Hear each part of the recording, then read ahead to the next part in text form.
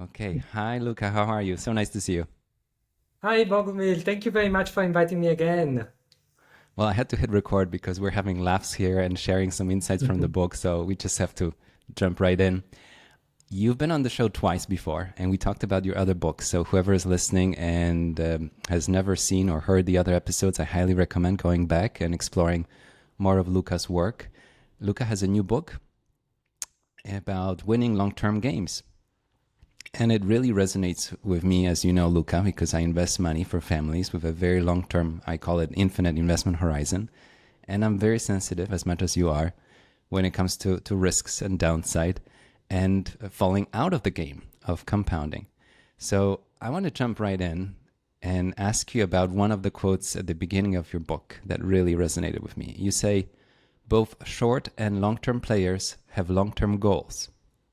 The difference is that short-term players play short-term games to win them, whereas long-term players play short-term games to advance their long-term goals. There's a huge difference that you point out. Can you talk about that?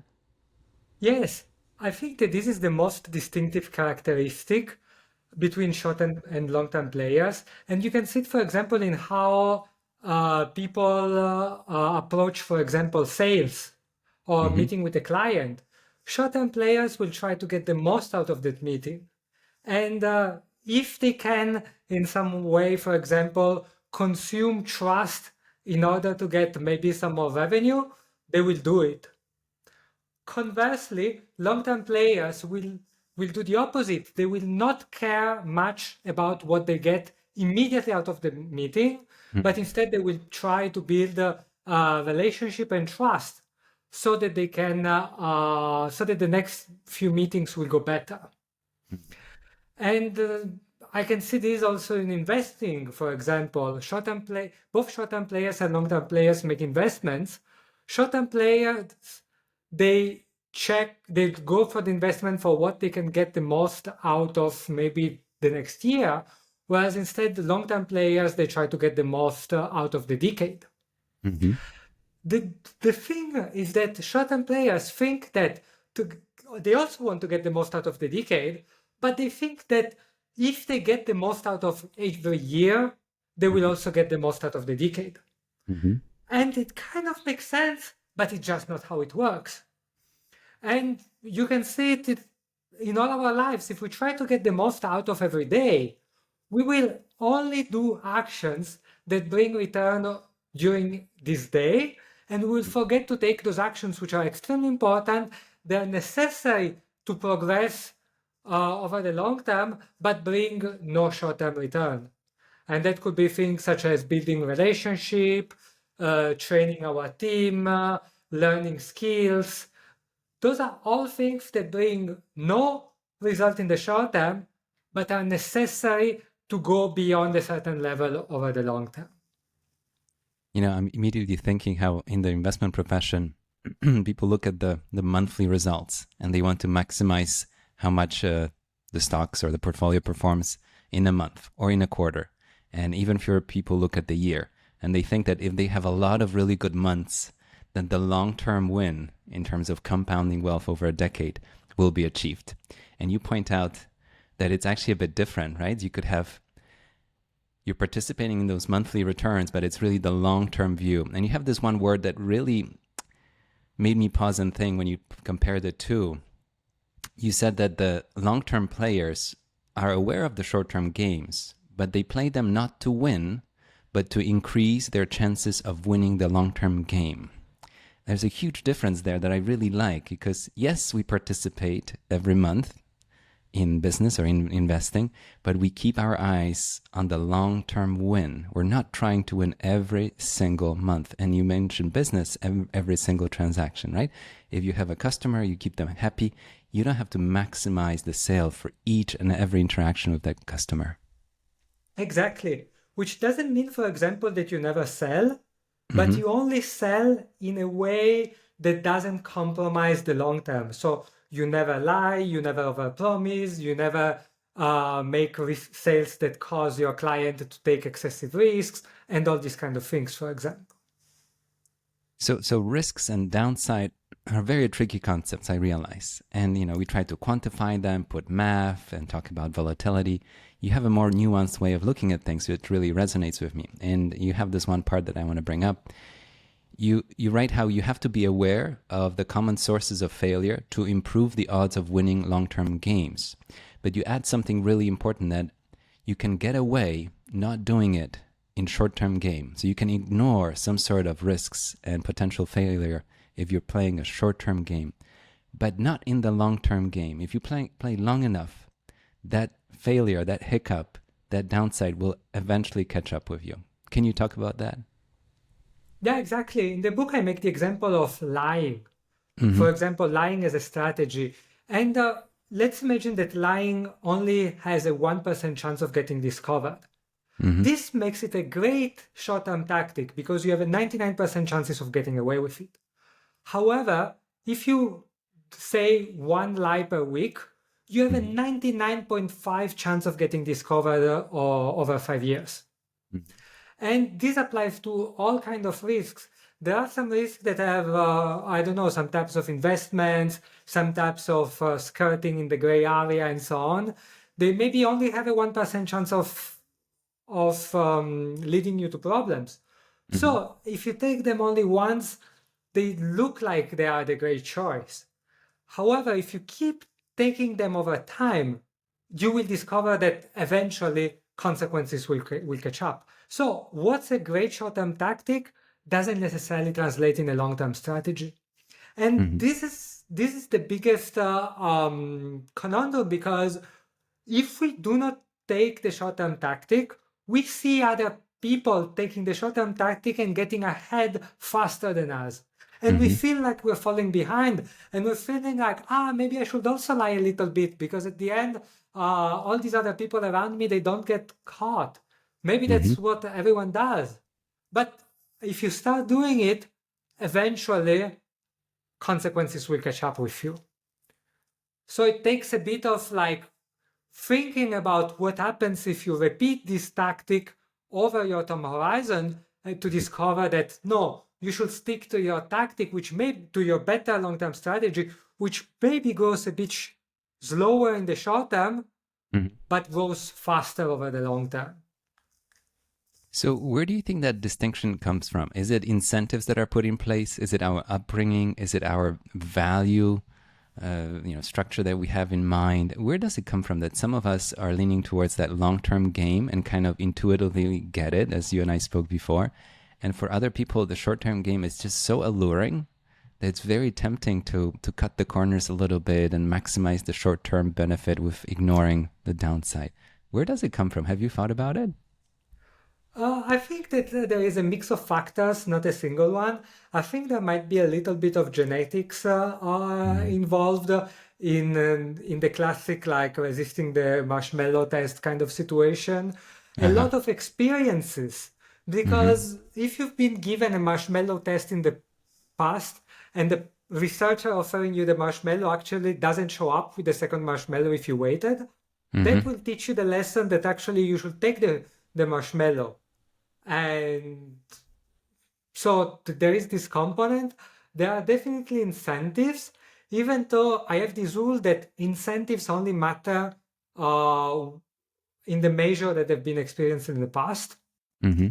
So I believe that if you have an incentive for the long term, but you never experienced in the past that waiting for the long term pays and those incentives actually arrive, you will be much less sensitive to those incentives. And lastly, I think that it also depends a lot by the people that you have around you. There is this saying that you're the average of the 5 people you spend the most time with. I also think that your time preference becomes the average of the time preference of the 5 people you spend the most time with. So if you are concerned with, for example, investors who always talk about their monthly returns, or if you always check newspapers or newsletters where they talk about the monthly returns, then you will feel more like you're falling behind if you have longer term strategies. So it matters what kind of environment you create and what kind of feedback loops you have around yourself. It's very interesting. I think I was thinking about how big decisions in life, like diet, for example, the short-term benefits and long-term benefits, I think from an evolutionary perspective, we're not really built to think in terms of long-term, right? There was a source of calories in front of us that we chased through the woods and we wanted to consume it as fast as possible. We were always thinking, when is the next meal coming? And it might be a week, right? So there was no real incentive to, I'm going to hold off, have a little salad first, and then think about the next meal. The incentive was to act quickly, and the ones that acted quickly survived. And I think the world we operate in, business world, where you build client relationships, when you build a network of, trusted individuals that operate with you, or in the investment world, when you're building something long term, the long term game comes up to surface. And I don't think we're wired to operate that way. We really have to almost pause and think about what's really good for me. And it might not be the sugar rush of the moment, buying a stock that will run up by the end of the week. It might be something that will take a while, almost like a farmer's mentality. I'll wait for the harvest to come in the second half of the year, right? Yeah, exactly. Like our instincts are the genetic memories of the problems our ancestors faced. And in the past, the optimal time preference was much higher than now. Like there was more variability and you had to just get the most out of it while something good was in front of you. And it's just not true in the current world anymore. And so we need to think about it. But if we only think about it, we will still have the emotional part of our brain which still remembers our ancestors' world, and they will push us to take shorter term actions. And so I think that it's important that we try to experience the benefits of long-term thinking, because only when we experience it, we will have a cascade of neurotransmitters in our brain, which will solidify this lesson in the emotional part of our brain, so that we will be more open to take long-term actions in the future. So I think that for everyone who's listening to this and they feel like they have trouble taking long-term actions, my suggestion would be to find a way to experience as fast as possible the benefits of a long-term action. You made earlier the example of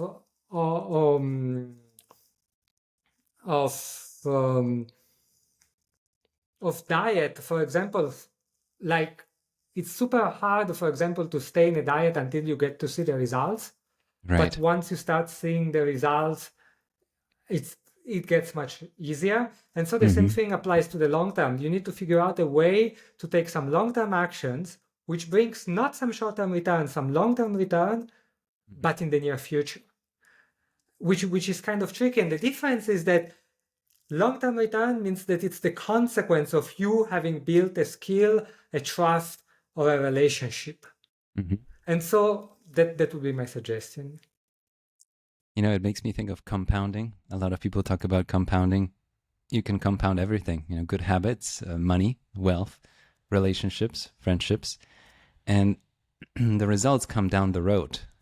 I think there are those examples that Buffett made 98% of what he has after the age of 65, which is mind-boggling because he started investing at 10 or 11. So when you think about compounding, it means it doubles and doubles and doubles, but the last doubles make the biggest difference, and you have to really wait for them.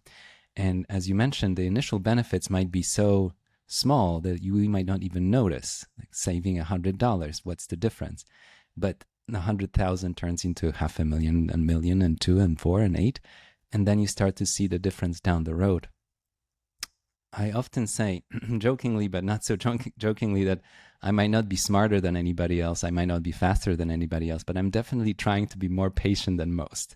And I think that's where the real advantage is. Luca, you introduced this concept of a plateau, which made me really think. You talk how short-term players only care about their rate of growth, but long-term players see that rate of growth in a different context. You explained that they want to know if it's likely to continue in the future, which is a very different mindset, right? Between maximizing the return and thinking, okay, but what's the sustainable rate that I can maintain over a longer period of time? Could you share more on that? Yeah, exactly. I make the example of having an email newsletter, for example. Mm-hmm. When you write an email, you can write it in two ways. You can write it like making it sensational, Mm-hmm. exaggerating everything, and so on. And maybe that will get you a faster rate of growth because people will start signing up because they see all these sensational things and so on. But then after a few emails, people will see that you don't really bring anything new, that you always exaggerate and you never cover your promises. They cannot really trust what you write. And so you will discover that people start dropping out. And that high rate of growth that you thought will compound doesn't actually compound because it has a very high churn rate. And you discover that you cannot proceed after a certain point. Whereas another person that writes a newsletter, which is much more useful, never exaggerate, always tell the truth, and so on, maybe he goes a bit slower, but he never loses those followers. And because he always said the truth, those followers, maybe they will start recommending him more. And so he will actually grow faster in the long term. Same example I see always with managers. If you don't train your team, you will go faster in the short term because you will have more time to spend, for example, in sales. However, if you never train your team, their skill will not grow and they will start limiting their potential. They won't be able to grow beyond a certain point. And at that point, you will find yourself that you plateaued. Even if you try to work harder, even if you try to do more of what brought you success in the past, you cannot get beyond a certain point. And that's because to get beyond a certain point, you needed to build long-term assets such as skills, relationships. And if you didn't do it in the past, you will get stuck. And so that's the difference. Long-term players, they care about the rate of growth, of course, but it's not the only thing. They care about the rate of growth of their assets as well, of the long-term assets. They care about whether the rate of growth is sustainable in the future. They take the time to do what it takes to sustain the rate of growth in the future. You have this concept of average returns that rhymes with what you were just talking about. You say how choosing merely average returns over above average periods of time, you will get above average outcomes. It's not very intuitive, but it's true. And it may help. In between, you might feel like you're falling behind in the short run, but in the long run, you might be getting ahead. Can you talk about that? Because a lot of people are thinking about maximizing returns, obviously as long as they can. But to only ask for an average return, but above average period of time, might be the path. Yes, there is a quote by Morgan Housel which explains this concept very well. He says that if you manage to grab the average stock returns for 15 to 20 years, you will do better than 80% of investors or something like that. Maybe I don't remember exactly the numbers, but it kind of checks out because there will be people who go faster over 1 year, over 2 years, but maybe they took more risk, maybe they over leveraged, and so on. And that causes them at some point to drop out of the race or to lose a considerable amount and so on. Whereas you, with what looks like average returns, over long term, you will get above average because the number of people who didn't fall out, who didn't have a catastrophic event, will be smaller and smaller over time, and you will be one of those few ones. And you can see that in all kind of professions as well. First year, you maybe let's say that you want to start a blog on I don't know, on machine learning. Maybe there are 100 blogs like that started in 2024, but then there will be a lot of people who will drop out of that. And then there will be other people who drop up in 2025 and so on. And if you just manage to stay in for 3 years, 5 years, you will see that even if you didn't grow, if you weren't the one that's the fastest growing, you might very well end up with being the one with the most followers after a few years. And so it's just so important to only maximize growth after Mhm. you maximize survival, after you maximize what it takes to stay in the game. I think there's this temptation that I'm going to take bigger risks now until I get to a larger amount and then I'm going to tone down. I think there's this mindset, and it's kind of a gambler's mindset, right? Let me get the first million and then I'm going to slow down. That's very tricky. And I think in investing, if you go into a very risky binary kind of investments that could be a 0 or 100 situation, you feel like if I get a couple of hits that work out the way I thought, then I'm going to back away and go a more conservative way. But it doesn't really happen. And, it's in a casino situation, you eventually walk out with empty pockets. Can you talk about that? Because it's very tempting to think, let me get started in a more aggressive, risky way, but then I'm going to be conservative. But you might never get to the conservative phase at all. Exactly. You used the correct term when you said, let me get a couple of hits and then I stop. Because the hits you're talking about are dopamine hits, Right. which reinforce behavior in the brain. Mm-hmm. It's like saying, let me take a couple of drug a couple of times and then I will stop. Mm-hmm. That behavior of taking it and the pleasure that comes with it will reinforce it, making it much harder to stop afterwards. Another thing you might consider is that in our brain, intuitively, the more successful we do something, the more we think that we are better at it, and so Mm-hmm. the more reasons we have to keep doing it in our brain. But very often we're overestimating it. And I think in the book or in the appendix, I make the example of driving. Mm-hmm. There is this statistic that based on a survey, 93% of American drivers say that they are better drivers than average, which is obviously impossible. But Uh-huh. it's very interesting to ask ourselves why. And the reason is because if you're a driver and you drive slow, you will think that you are a better driver than average because you're creating less risk, you have less emergency brakings, and so on. Right. If you drive faster than average, you will think that you're a better driver because you're driving faster. Uh-huh. If you're driving so fast that you get yourself into dangerous situations and you need to emergency brake, Mm-hmm. and one day you emergency brake and you manage to avoid the incident, Mm-hmm. you will probably think that you are very good at braking, Uh-huh. and therefore you are better than most drivers.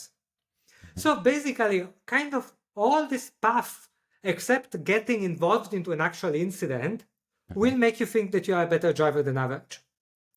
And a lot of that applies with investing. If you get a steady return, you will think you're better than average. If you get lucky and you get a bigger risk, like you make a bad choice which turns out well, you will think that you are better than average. And so most people, they tend to overestimate how good they are and they take more risks. And because of that, there will be a sizable number of people who will have whose rate of growth will slow down over time. So if you Right. can maintain yours, you will get above them given enough time. I want to come back to the car because you talked about the brakes, but let's hold that thought for a minute. I'm thinking about getting rich and staying rich, which is something that I interact with in my profession, managing money for people. When you have somebody that created wealth in their lifetime, they're in the getting rich mindset. And obviously the risks that they took and on were disproportionate to allow them to get to where they are. Usually it's one single business, one single industry, and obviously, hard work, but also a lot of things lined up. Now, if you were thinking about the later years or maybe the next generations, you think about keeping that wealth, and the mindset is very different. Usually it's a portfolio of investments, maybe even it's a different location on earth that will allow you to keep that wealth in a whole different framework and system and so on, and a different selection, a different expectations in terms of risks and rewards. And it's such a massive shift that sometimes I feel like it's almost impossible to ask somebody to switch from one to the other. It has to come from them that they're ready to see the other side of it. But it's something that here you talk about, reaching this stage of maximized returns over a period of time, and then switching to, I'm playing a long-term game now, and thinking in a completely different way. I think it's such a huge ask that I think for a lot of people, it's almost impossible to accept. That's why some people later in life, they even lose what they made over a lifetime because they take disproportionate risks that they can't afford. You have some thoughts about that? Yes, in the book, I introduced this concept of maximum reproducible returns. Yes. Which I think is extremely important. And it's the idea, imagine that you are a Formula One driver. Mm-hmm. And imagine that there is a circuit and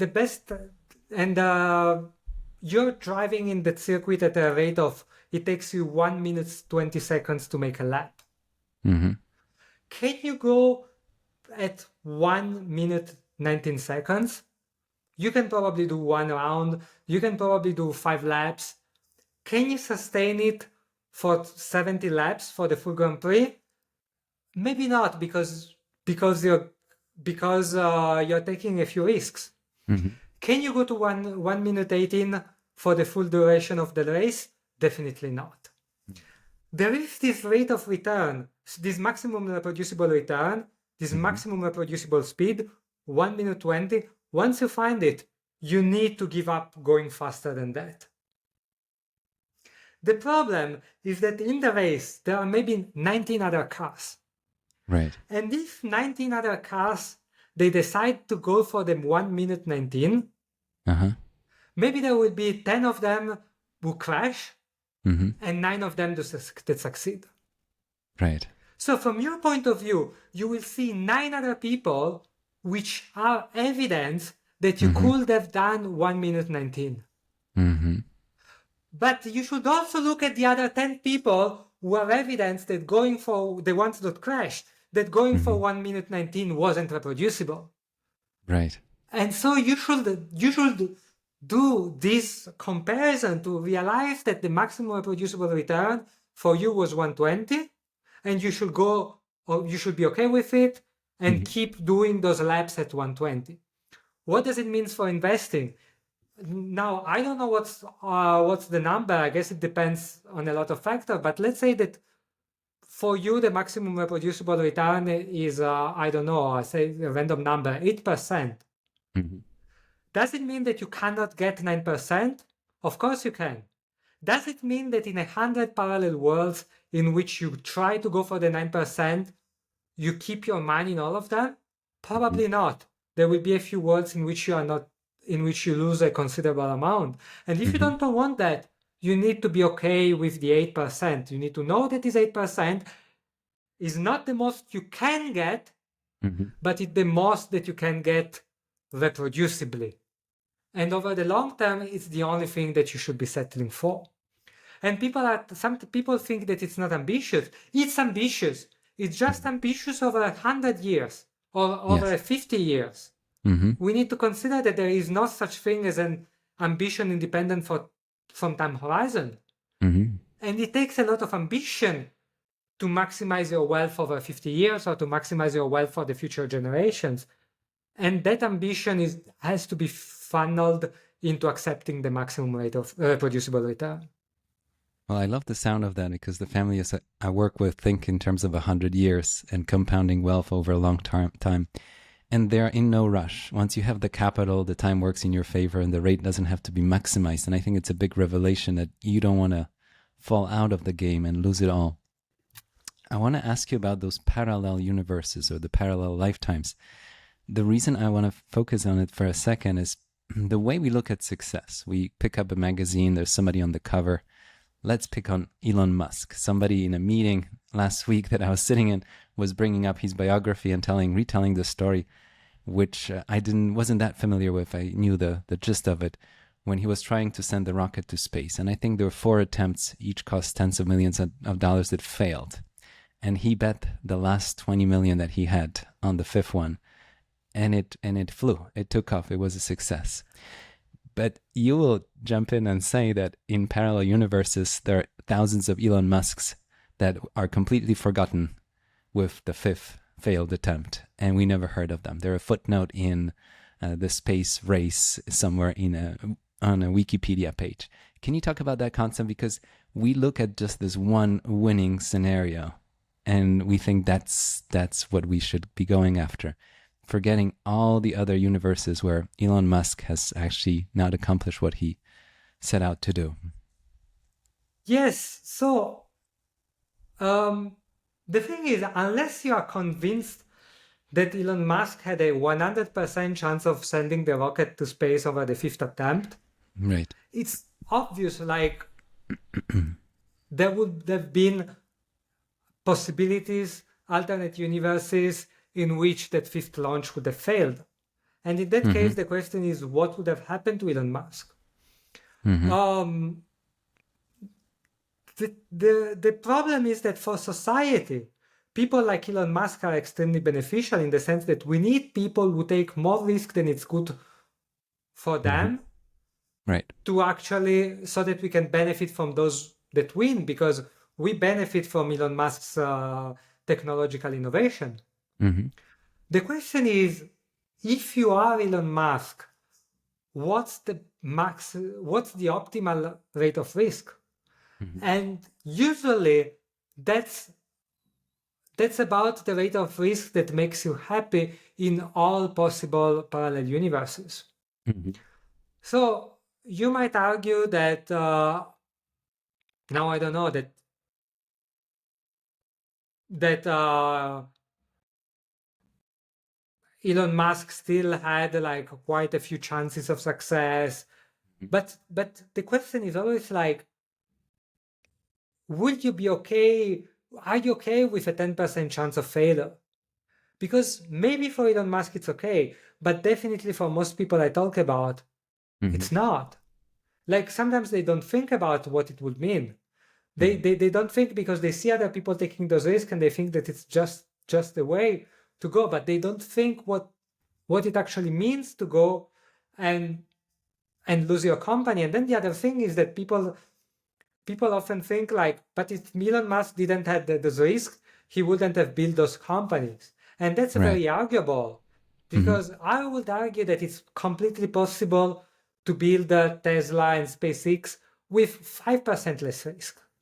And probably doing it with 5% less risk would be optimal for those companies. It would maybe have grown them even further than where they are right now. And yeah, and that's I think something that we should that we should always think about. Like, you are only one, so society can play the law of large numbers with plenty of people taking risk and benefiting from the winners, but you are one.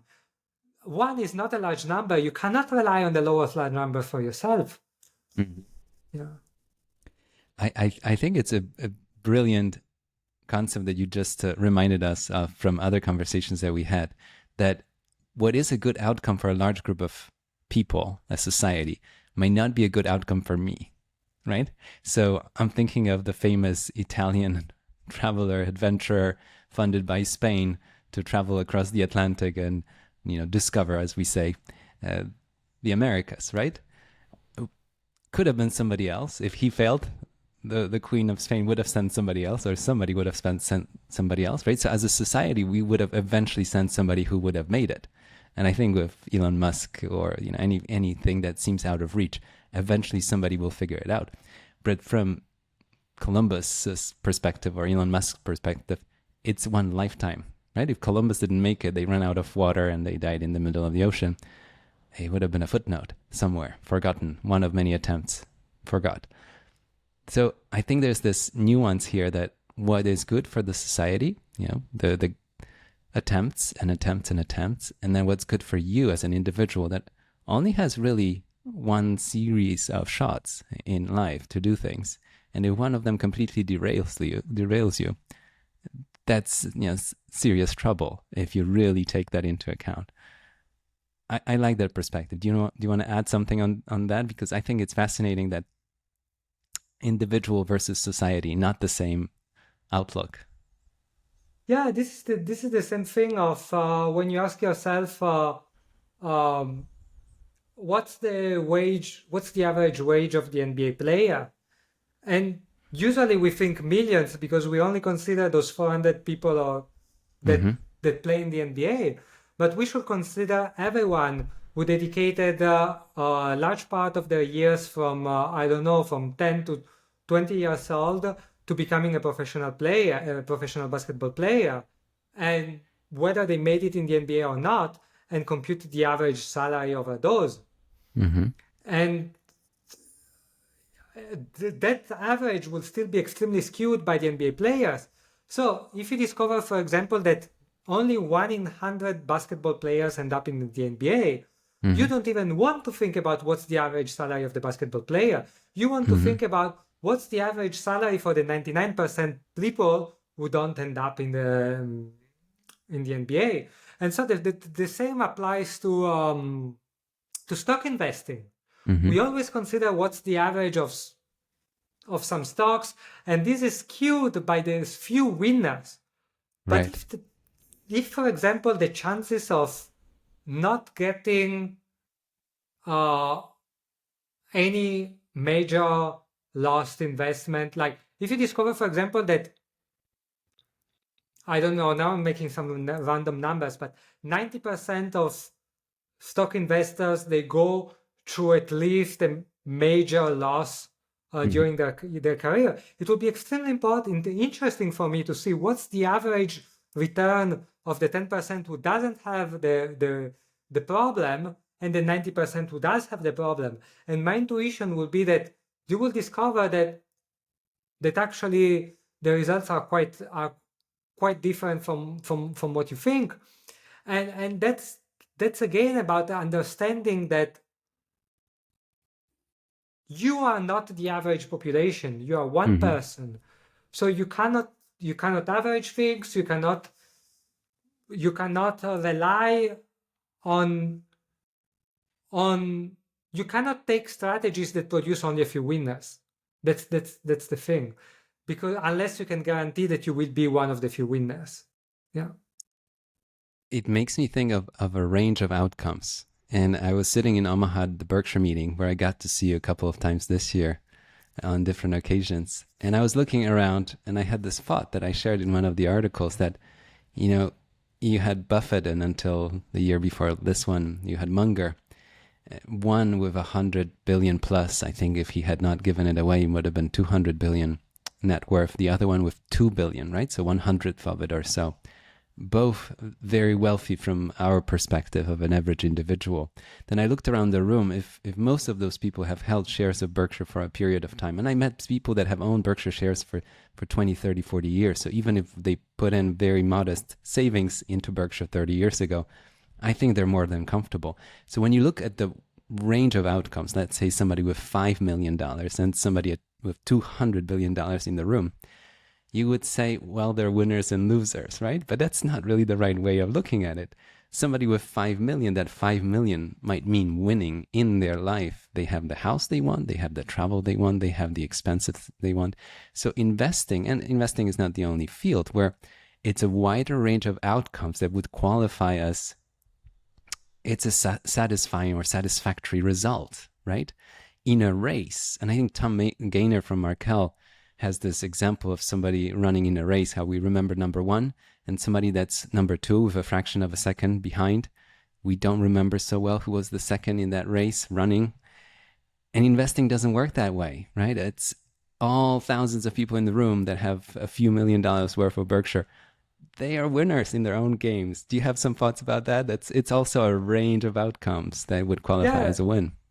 Yeah, exactly. This is extremely important. Like, I have two thoughts on this. One is the usual um, Bill Gates Bill Gates advice story. There is the story, I think, that Warren Buffett told Bill Gates to diversify his Microsoft stock. Right. And people always say that if Bill Gates didn't diversify, he would be so much wealthier than he already is. Uh-huh. But the thing is, if he didn't diversify and something happened bad to Microsoft, he Yep. would have also been much worse.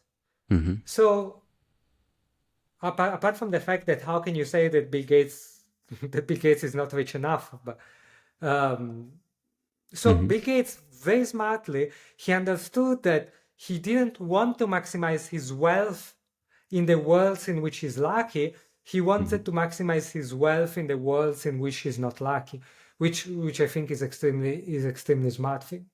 And then the other considerations when you're saying that investing is not the only thing, I address it in the chapter that I call the 1% life in the Mm-hmm. book, Mm-hmm. and it starts with a reflection that I had when a friend of mine told me that something along the lines that I was complaining that maybe I would I don't know, I wasn't super handsome, I wasn't super wealthy and whatnot. And my friend told me, like, Luca, if you have a stable job, you are already in the top, relatively good paying job, you're already in the top 30% of bachelors.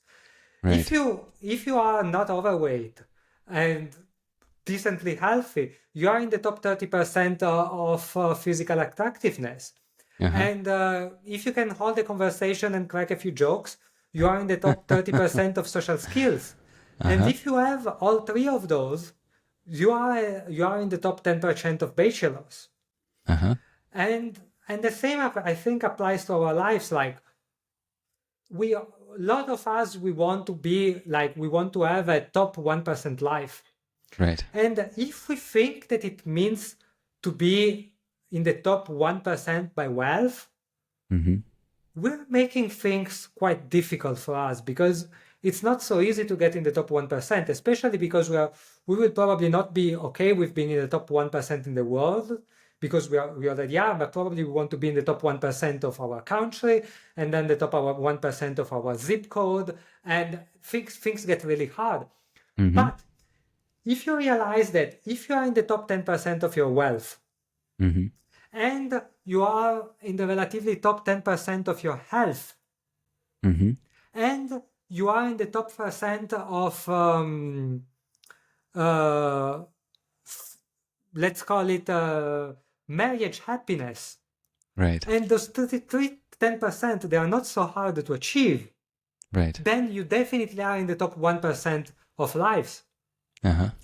And so this is an extremely good, important concept. Like very often it pays not to go so deep on one single dimension, but to go relatively far into multiple dimensions. And this particularly applies even if you want to only maximize money. Mm-hmm. Because if you try to get in the top 1% growth rate, it's hard and it's risky. Mm-hmm. But if you try to be in the top 10% growth rate and in the top 10% of risk management skills, Right. you will probably go much further over the long term. And so these are a few ways of thinking which I think are extremely useful. I like the sound of that. Well, let's talk about getting rich for a second. You have this part of the book where you talk about becoming a millionaire in an impossibly short period of time. And you say a short time horizon constrains you to bad options. Can you talk about that? Because I think Yeah, it's a brilliant revelation. thank you. I make this exaggerated example in the book in which I ask, what would you do if you wanted to become a millionaire in one day? Mm-hmm. You would only have terrible options. I don't know, go to the casino and bet all your life savings on the 36. Right. Sell your kidneys. Those are Uh-huh. terrible options. Go to the shark loan. Terrible options. Now, what if your time horizon was 5 years? Mm-hmm. You will still have not great options, but they would be better. For example, you could, I don't know, move to San Francisco and try to start a startup, or find the best job you can find and work super hard at it for 5 years, something like that. And now, what if your time horizon is 30 years? Mm-hmm. What if you want to become a millionaire in 30 years? Then you have plenty of great options.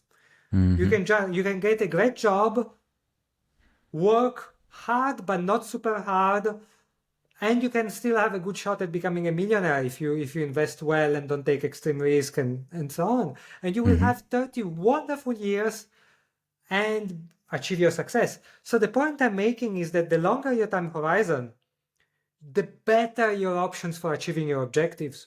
Mm-hmm. People always think that having a long time horizon means delaying gratification. That's Right. false. If you have a long time horizon, you can do things that make you happier. You can have conversations with your clients without the pressure of selling. You can make friendships without having the pressure of maximizing everything. You Mm-hmm. can play jobs. You can have jobs without having to do some things that you really don't want to do, and so on. You get much more gratification by having a long-term horizon. What you need to delay is comparison. You need to delay comparing yourself with other people's on this year. Uh-huh. You can compare yourself over 30 years because you will do great in 30 years. You just need to resist comparing yourself on today's growth rate and be Mm-hmm. okay with looking like you're falling behind. And enjoy the journey. I Yeah. I wrote an article inspired by a little scene from a TV show. Somebody showed up at this luxury hotel, and they spoil them, so you can ask for anything. And I think it was somewhere far away from everywhere, and they wanted a particular meat, particular burger with a specific cheese that you can only source in one place. And obviously they can't say no, so they flew in the cheese overnight and the right meat, and the chef made the burger. And I watched it, and I think different people saw different things watching it. But to me, it was when you have an impossible ask on this deserted island, you want this particular French cheese with this particular kind of beef burger, then you make it almost impossible, right? And they'll move mountains for you because you're paying so much per night. They'll make that burger for you tomorrow. But then in real life, if you kick back a little bit that time horizon and say, I'd like that, even if that's your dream, that burger, within a week, right?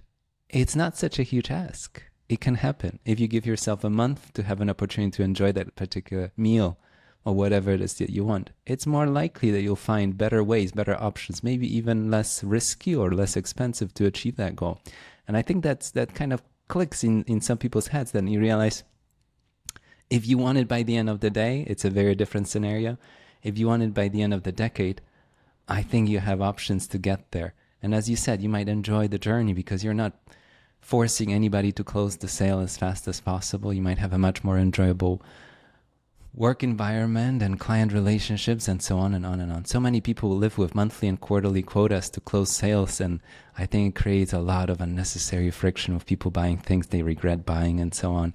If you could maximize around a long-term success, yours and your clients, I think it would be a much happier place. I love this example of the steak on the deserted island. Uh-huh. A similar example that comes to mind for me would be dating, especially Mm-hmm. like dating, like if you want to find a wife, Mm-hmm. like the more time you give yourself, for example, to find your spouse, the more you can enjoy the process and the more you can wait until you can discard the candidates until you find the one that's really better for you.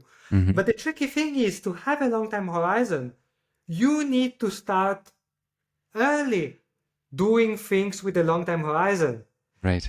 And this is something very important. Uh-huh. And that goes back to what we were saying before. You cannot wait until you get rich to start managing your risk, to start building relationships, because that takes time. You need to start early to play the long term. Yeah.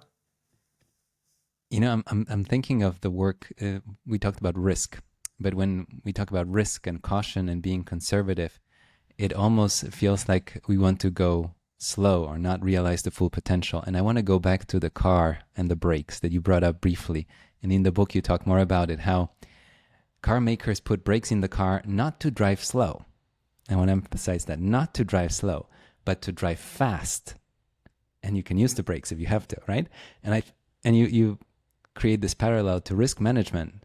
It's not to impede the growth. No, it's actually to go fast. It's about compounding and growing. but you have the brakes and you have the risk management because you need it for safety. Can you talk about that? It's a counterintuitive but an eye-opening revelation for me. Yeah, that's exactly like counterintuitive. Like there are some people who say like I don't need risk management, like I want to go fast, and they Mm-hmm. think that caring about risk would slow their growth. Right. But actually, if they think a little bit about what are their biggest risks, and they spend a little time about protecting themselves from those risks, then they can go much faster. Then they can take more risks because they know that they protected themselves from the big ones. Mm-hmm. Sounds paradoxical, but like in the book, I make a lot of like emphasis on understanding how other people failed, other people with the same objectives as yours fails. Mm-hmm. Because once you understand how other fails, then you can be much more confident into doing your strategy. Because of course you will not do the things that the other people did, and Mm-hmm. now that you know what are the possible mistakes, you can go faster on doing the other things. Mm-hmm. Um, Same thing, like if you spend a little bit more time hiring well, then you save a lot of time later because you can delegate faster, you can trust the people you hired much more, and so on. And the same applies to risk management. I'm thinking of Charlie Munger, how he would like to invert and say, tell me where I'm going to die. I won't go there. And I think planning your life and strategy around looking at what other people have done and if it got them in trouble, maybe I don't want to go there. And in investing, I like to avoid companies with a lot of leverage, or I like to avoid companies with questionable management. I also don't want to look at companies with secular decline where the business is getting smaller and smaller. You can make those lists, checklists that can help you out and say, these are the places I don't want to go. Luca, I go as far as saying that in my portfolio, stock portfolio, I don't want to have potential zeros. So I don't want to put in a single stock that I can imagine, within reason, going to zero the minute I'm putting it in. Obviously, there are surprises, there can be fraud, there can be something I can't even think of, like a global pandemic. But I could stress test every single idea. And the reason I do it, and people say, why don't you have a few of those that could be possible zeros? The challenge is that once you compromise and you have too many of those potential zeros in the portfolio, they somehow can become zeros all at the same time and completely derail the race, right? So it's a very conscious choice. It's not that I don't want to have the upside. I'm just very aware of something that's outside of my control, but that I can be aware of and not have in my portfolio at all. It's a choice. But yeah, you have some thoughts about those zeros in life and business as well? Yeah, I think that you make a very good point about correlation. Like the thing is, while it's true that maybe in theory, like businesses are like frauds are all like independent from each other. The problem is that they tend to appear at the similar times, to surface at the similar times, because fraud usually surfaces in moments of stress, like Right. or financial stress.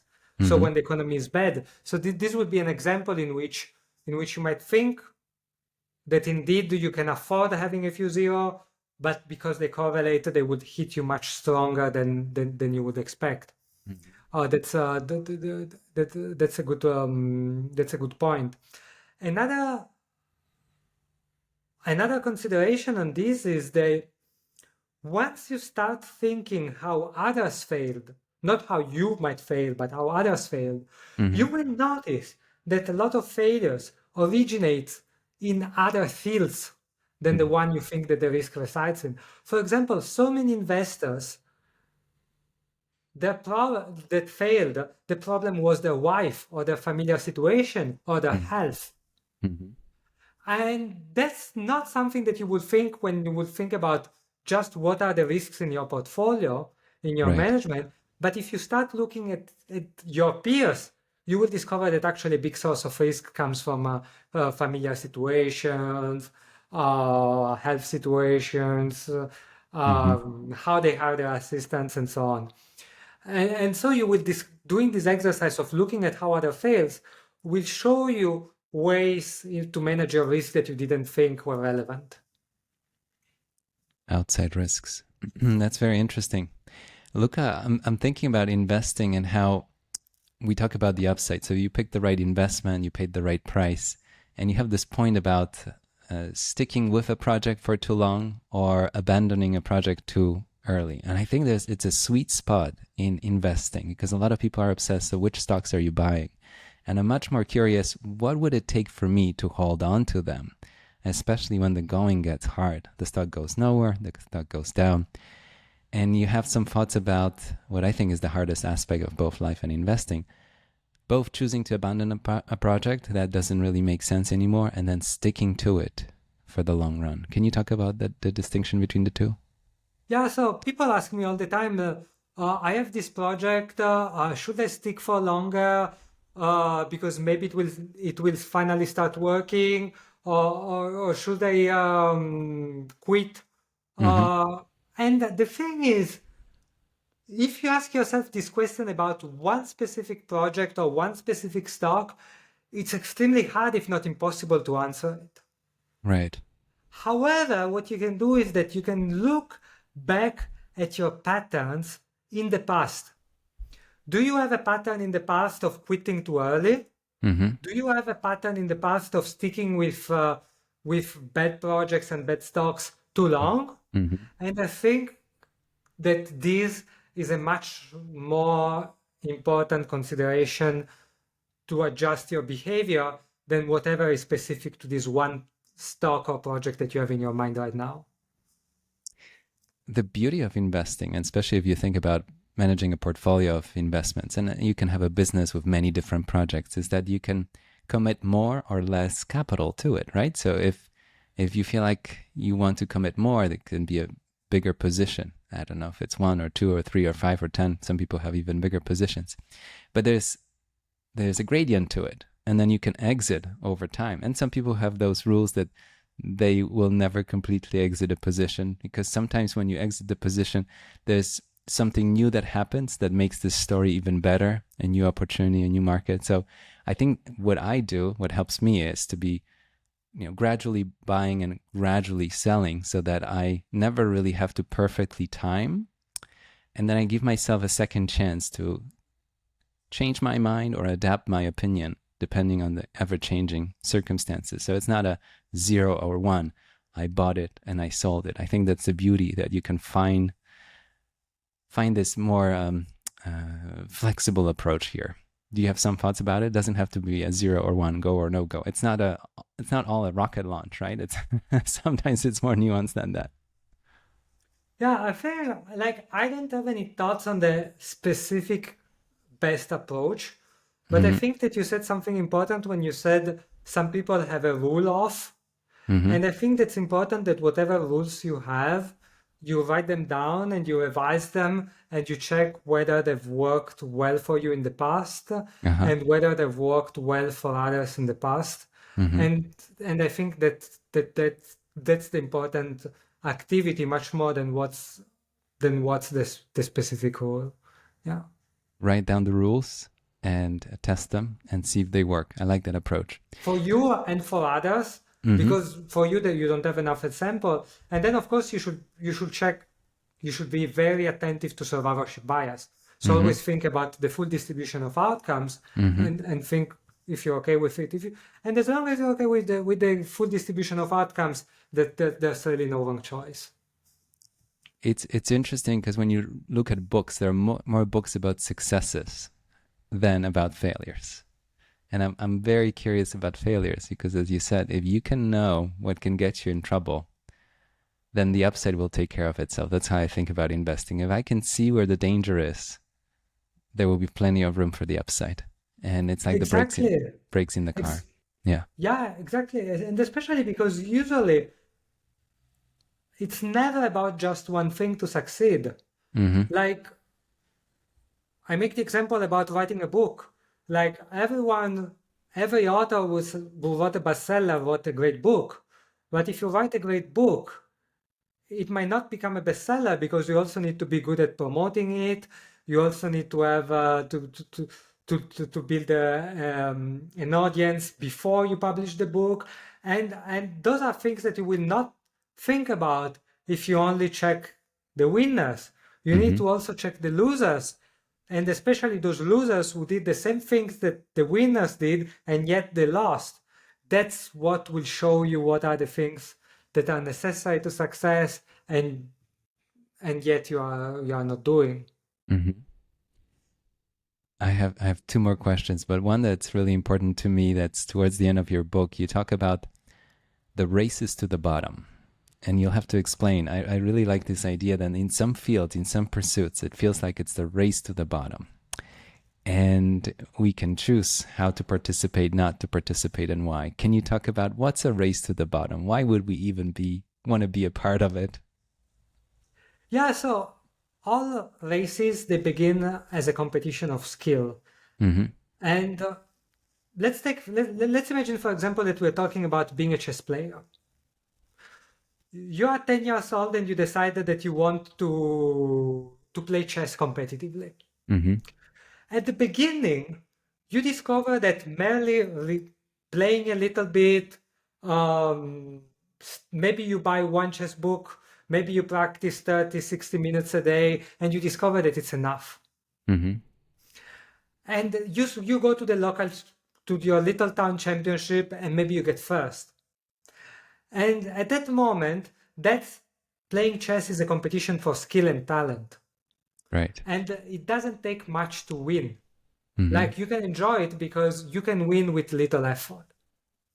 But then you start playing to the county championship, to the state championship, to the national championship, and you discover at a certain point that moderate work, like a decent talent and decent hard work, are not sufficient anymore.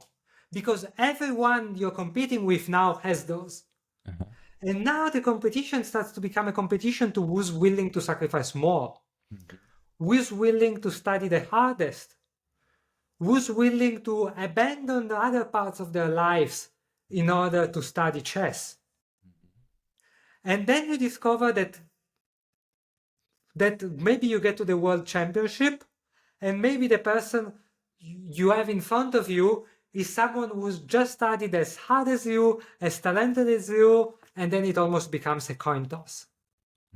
So you might even have done all this work and still not be the winner. And the same applies to plenty of careers. And we see it because to be a good student at school, it doesn't take much. Right. Decent work ethics, if you're not really stupid, you can do it. To start getting the first few promotions at your job also probably doesn't take much. But if you really want to go to the higher parts of your career, especially if you do it in large companies where there are a lot of players, then it starts to become a race to the bottom. It's a race to who's willing to sacrifice more. And if you knew it at the beginning, maybe you would not do it. But at the beginning, it doesn't look like it's a race to the bottom, so you enter it. And so this is something that applies to plenty of things. Like once you start discovering it, you discover that plenty of things in life are races to the bottom. Who has the best career? Who has the best car? Who has the best with the best anything? And so the thing is, races to the bottom are races where even the winner loses because he will have sacrificed so much. And the only way to win the races to the bottom is to first decide the point to which you will race in them and never go beyond. So for example, you want to say something like, I want to have a great career, but I will only work as hard as I can while coming back to dinner with my family every time, for example. Right. Or it could be whatever boundaries is important for you, but you should have some boundaries and never play the race beyond that. And you only start competing with some people with the same boundaries. For example, you can say my boundaries is I stop working at 6 p.m. And then it's still like a competition, like it's still like about working hard because you want to work very hard until 6 p.m. but you gave up going beyond that. So you become a winner because you will never sacrifice more than it's good for you. And if you do well the other things, you will still get a lot out of life. I came across in my lifetime, in my professional experience, with people that would be very proud that they're the first ones to show up in an office and the last ones to leave. And they were very proud of it. And I would always think to myself, but what did you do between the two time points, right? What value did you provide? But the pride and the focus and even the perception of work for a lot of people was, well, you were the first one in, the last one out. I mean, whatever you were doing, still it's very impressive. But is it really? And I think you point out that it's a race that, okay, if you show up at 7, then I'm going to show up at 6:30 a.m. in the office. And if you left at 9, I'm going to leave at 11 p.m. And eventually we're both living in the office. But is this a race worth participating in, right? And we can get caught up, at just one example, in a race that maybe, and you said it in such an incredible way that I find fascinating, that even the winner loses. I think it's a very powerful revelation. And to bring up Charlie Munger for a second again, he was a lawyer early in his career, and he mentioned, and I'm paraphrasing, that becoming a partner at the law firm is like winning a pie eating contest where you get to eat more pie, meaning that you've been working so much, you become a partner and you can work even more. And I think he was just waking us all up to the fact that maybe it's a race that can be fought and pursued in another way, rather than just maximizing the hours spent. Exactly. On this, I was very lucky because I spent the first few years of my career in a consulting company, but I was probably lucky. I was probably in the only consulting company where our boss wanted us to go home at 5 p.m. Uh-huh. And of course, like if there was a deadline, a very important deadline, we would stay longer, but we would have the following week, we would recuperate the hours. I see. And the reason why my boss was insisting on this, so was apart from the fact of sustainability, like he didn't want us to burn out, he didn't want us to, but it was also because he said, like, if you cannot manage your things in 8 hours a day, on average, of course, you're probably doing something wrong. Right. And if your solution to doing more is putting in more hours, you are setting yourself up either for burnout, or if I promote you and I increase your responsibilities, you will drop some balls. Right. So you should become able to do whatever is your job within 8 hours. Again, on average, if there is a deadline, you work, sometimes I would work until very late at night, but then you recover. You need to be able to get your work done on average within that. Otherwise, it's a sign that you have a structural problem. And I think this is very important. I like the sound of that. And I think early in our careers, we compromise quite a bit and we accept working longer hours. We want to impress in any way we want, but maybe there are other ways to impress our bosses. And that's a thought there. Luca, I have one last question just to kind of wrap it up. In your book, you write about the 3 components of good long-term strategies. Could you talk about these? Yes, so the 3 components are that good long-term strategies are sustainable, constructive, and inevitable. So sustainable means that whatever is your strategy, you can carry it out for a long time. Right. Because of course, like this seems stupid, but if you're an investor and you have a 30 years time horizon, you want to have a strategy that has a certainty that you can last at least 30 years. Not a 90% chance, not a 95% chance, 100. Again, because you are one and the law of large numbers doesn't apply to you.